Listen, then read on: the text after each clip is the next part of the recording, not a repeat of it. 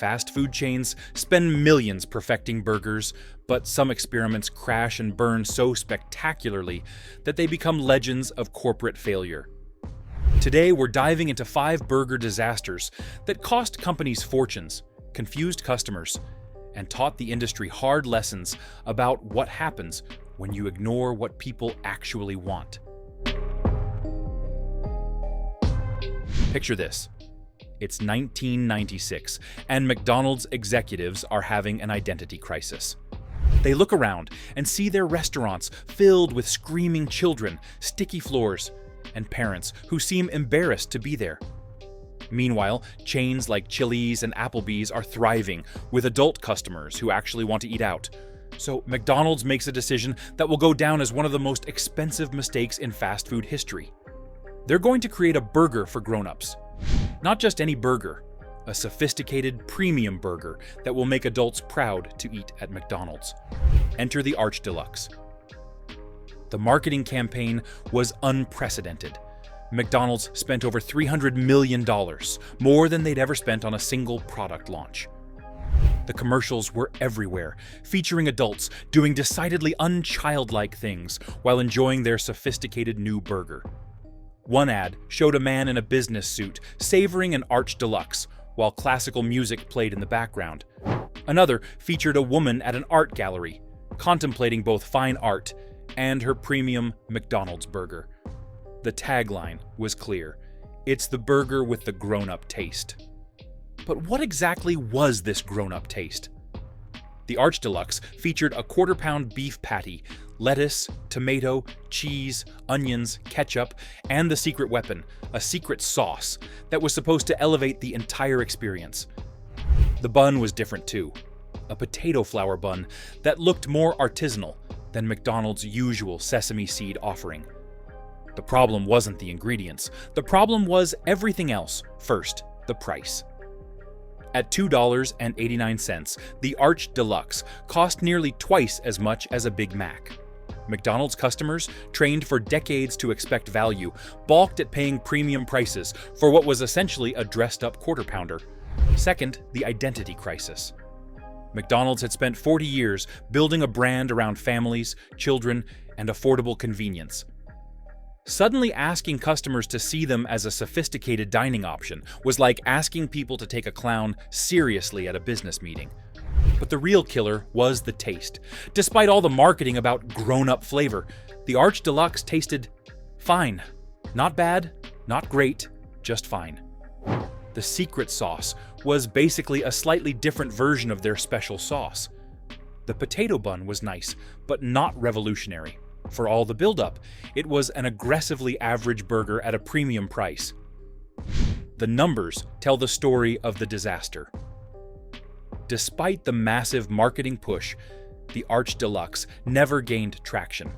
Sales were so disappointing that McDonald's quietly removed it from most menus within 2 years. The $300 million investment became a cautionary tale studied in business schools worldwide. But here's what McDonald's learned, and what every company should remember: you can't rebrand your way out of your core identity overnight. McDonald's customers didn't want sophistication from McDonald's. They wanted McDonald's to be better at being McDonald's. The Arch Deluxe failed because it solved a problem that didn't exist. Adults weren't avoiding McDonald's because the food wasn't sophisticated enough. They were avoiding it because the food wasn't good enough, the restaurants weren't clean enough, and the experience wasn't pleasant enough. The lesson? Know who you are before you try to become someone else. McDonald's learned this lesson well. Their next major success, the McCafe line, enhanced their existing identity rather than trying to replace it. If McDonald's learned one thing from the Arch Deluxe, it was that gimmicks without substance don't work. Burger King, however, seemed determined to prove the opposite with their next spectacular failure. In October 2015, Burger King launched what they thought was marketing genius, the Halloween Whopper. It was a regular Whopper with one twist: the bun was black. Not just dark brown, but jet black, colored with a one sauce baked right into the bread. The marketing was perfect for the social media age. The black bun looked striking in photos. It was Instagram-ready, Twitter-worthy, and designed to go viral. Burger King's marketing team probably high-fived each other, convinced they'd created the perfect seasonal stunt. And at first, it worked.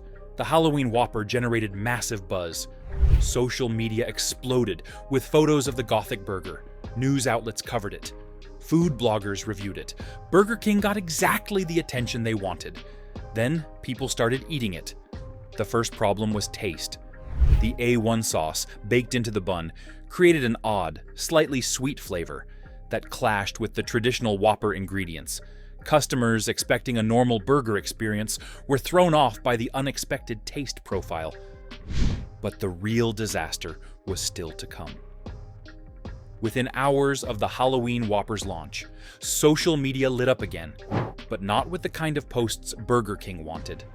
Customers began reporting that the black bun had an unexpected side effect. It turned their digestive output green.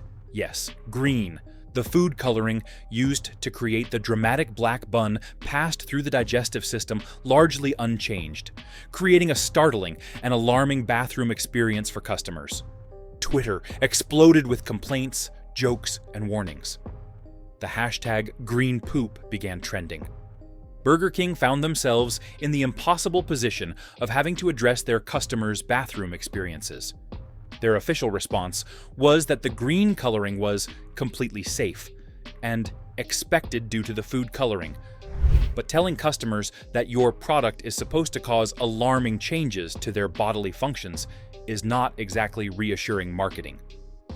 The medical community weighed in, confirming that while the green coloring was harmless, it was indeed a predictable result of the food dyes used. This raised an obvious question.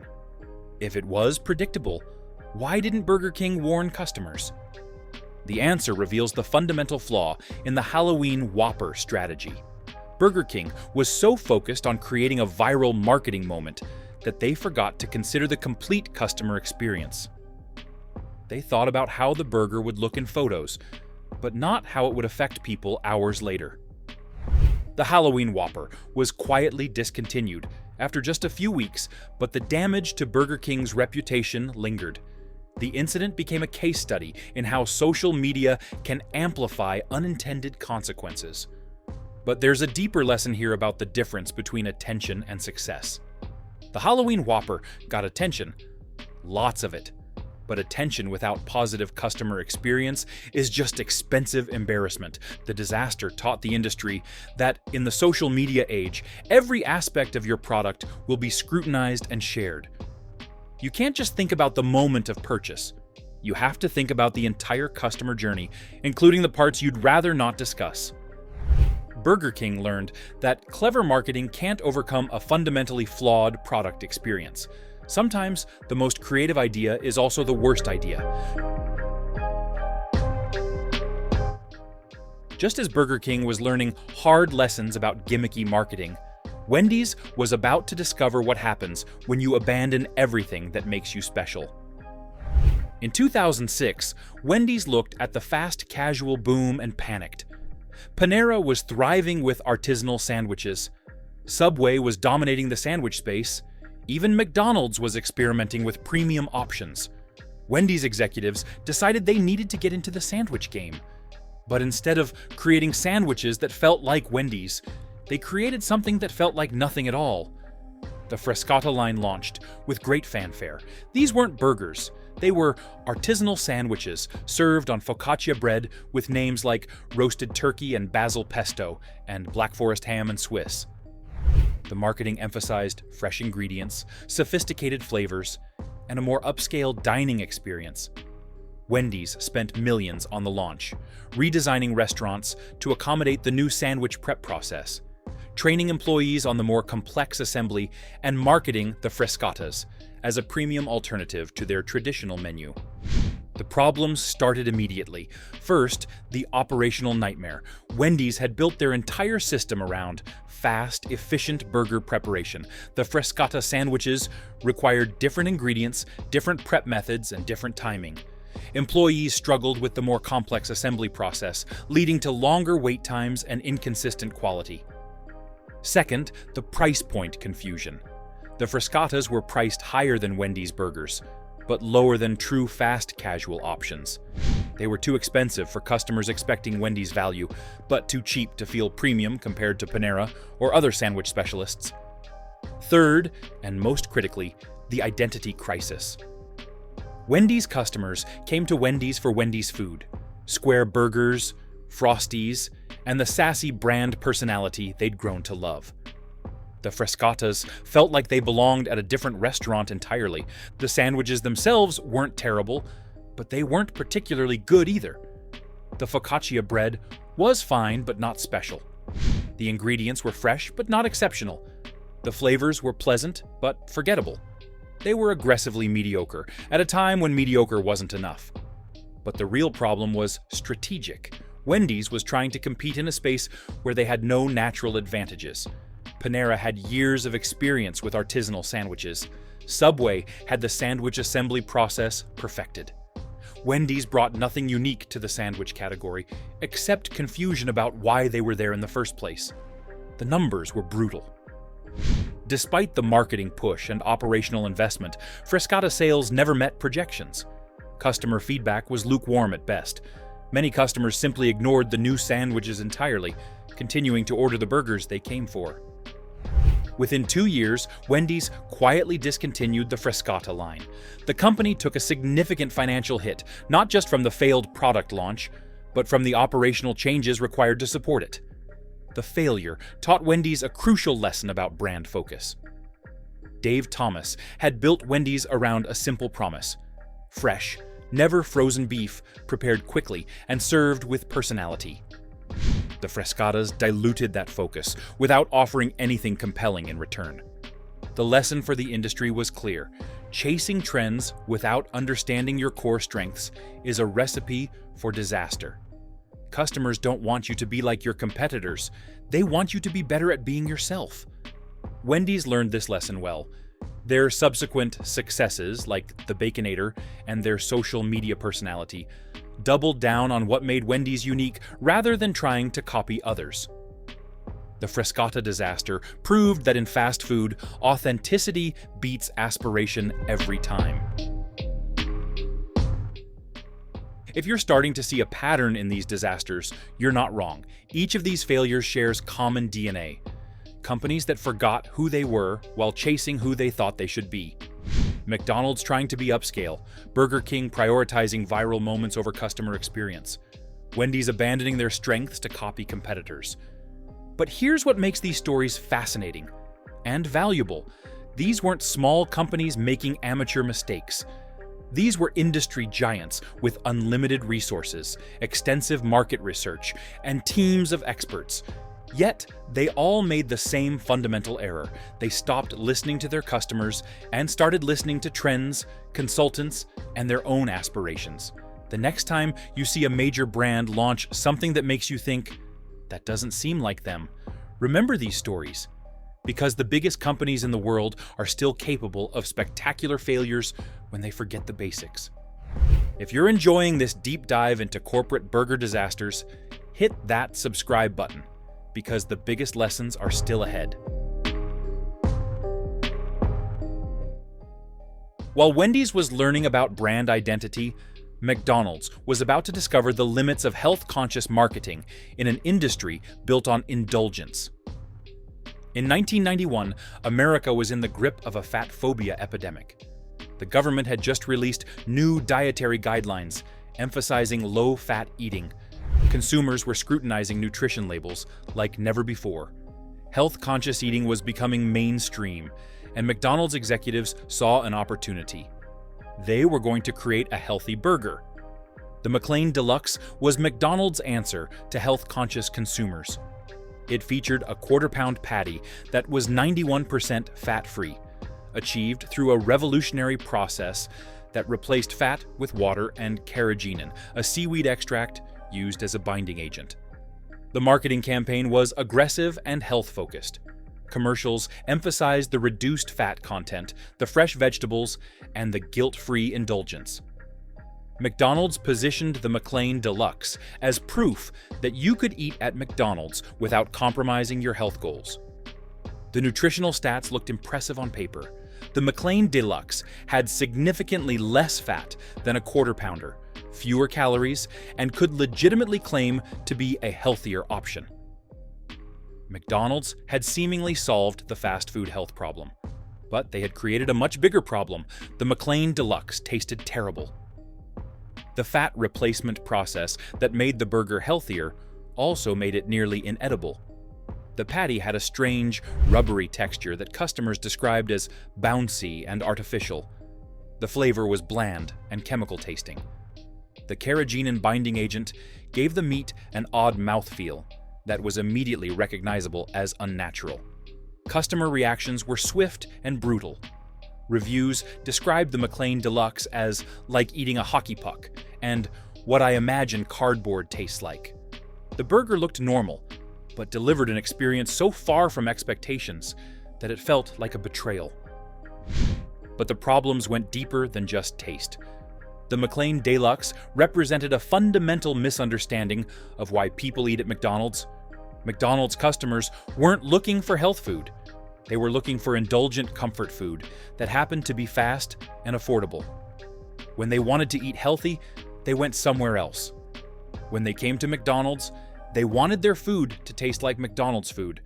The McLean Deluxe failed because it tried to solve a problem that McDonald's customers didn't want McDonald's to solve. It was health food from a brand that had never been about health, and it tasted like the compromise it was. The operational challenges were significant too. The special fat replacement process required different cooking procedures, different storage requirements, and additional training for employees. The complexity added costs and created opportunities for inconsistency. Sales were disappointing from the start. Despite heavy marketing and prominent menu placement, customers simply weren't interested. Those who tried it rarely ordered it again. The McLean Deluxe became a cautionary tale about the difference between what customers say they want and what they actually buy. McDonald's discontinued the McLean Deluxe in 1996 after 5 years of poor performance. The company took significant losses on the development, marketing, and operational costs. But the failure taught McDonald's valuable lessons about brand authenticity and customer expectations. You can't fake your way into a market segment that fundamentally conflicts with your brand identity. The health food trend that seemed so promising in 1991 proved to be a mirage for McDonald's. Customers who wanted healthy food weren't going to be satisfied with slightly less unhealthy McDonald's food. And customers who wanted McDonald's food weren't interested in healthy compromises. The McLean Deluxe disaster showed that in fast food, trying to be something you're not is more dangerous than being exactly what you are. McDonald's learned to focus on making their indulgent food better rather than trying to make it healthy. The lesson resonates today. Authenticity beats aspiration, especially when aspiration requires sacrificing the core experience that customers actually want. As McDonald's was learning the limits of health trends, Hardees and Carl's Jr. were about to discover what happens when you jump on a fad just as it's about to crash. In the early 2000s, the Atkins diet was everywhere. Dr. Robert Atkins' low-carb approach had captured America's imagination, and suddenly everyone was avoiding bread like it was poison. Restaurants scrambled to accommodate the trend, and Hardee's saw an opportunity to be first to market with a truly low-carb burger option. In 2004, they launched the Low-Carb Thickburger, a regular Thickburger served without a bun, wrapped in lettuce instead.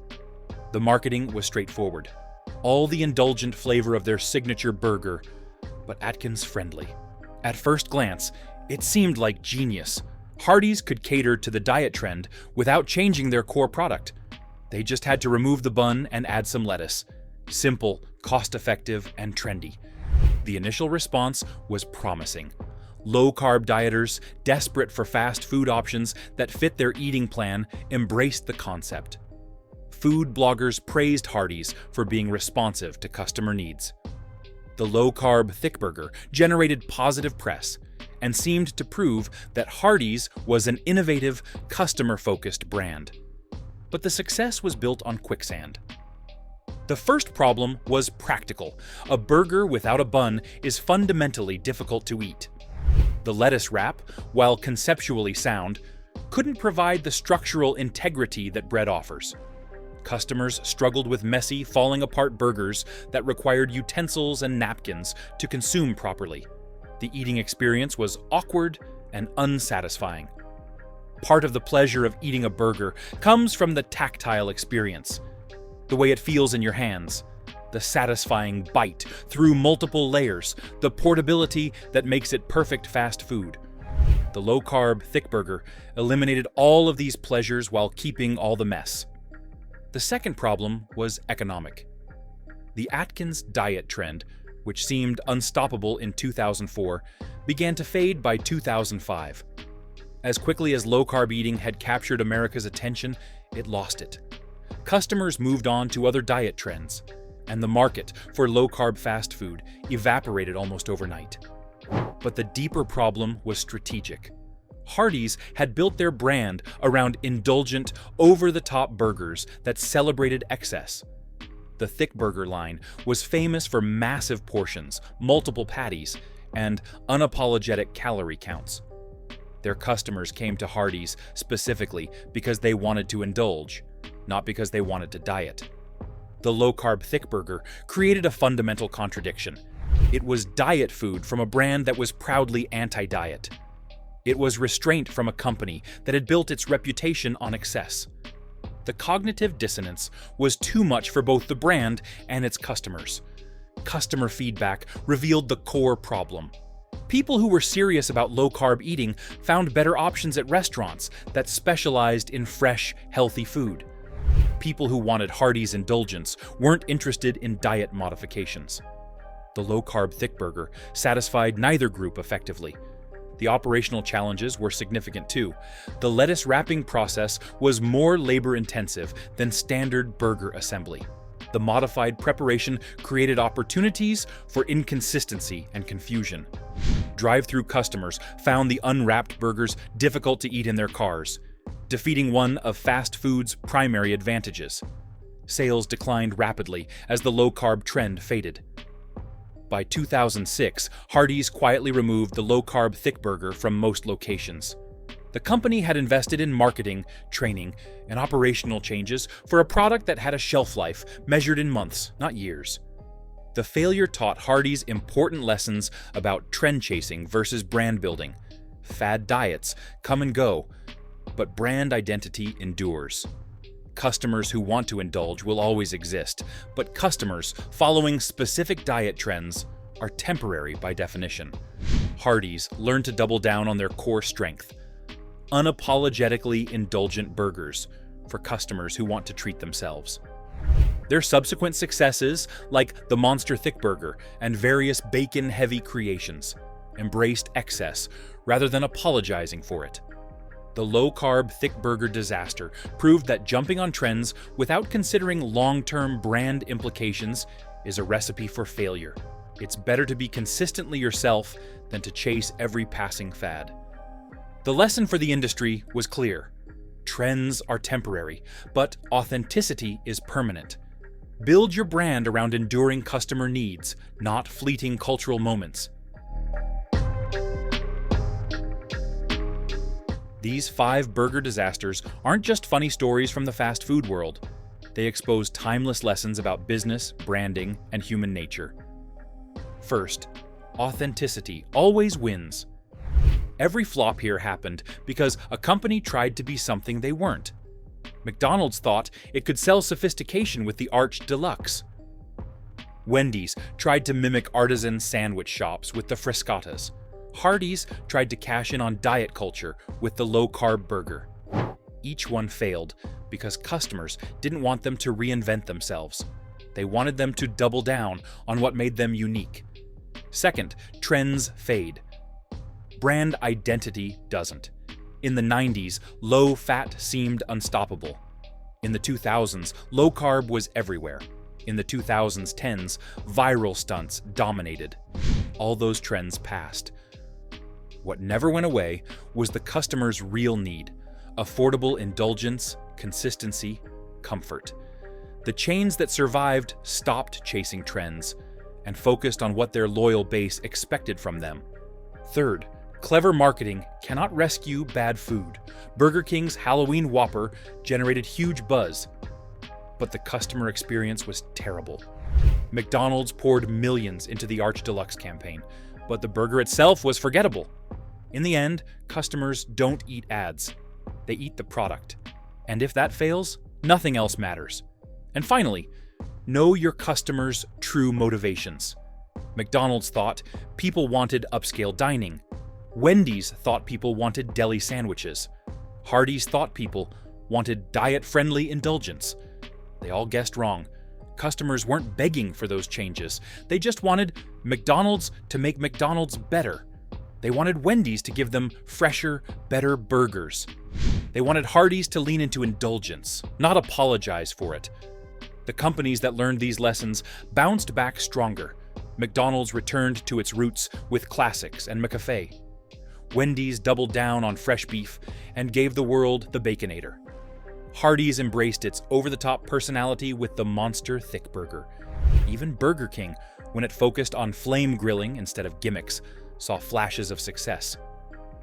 So remember the Arch Deluxe, remember the McLean, remember the Halloween Whopper. They're more than failed menu items. They're reminders of what happens when a brand forgets who it is.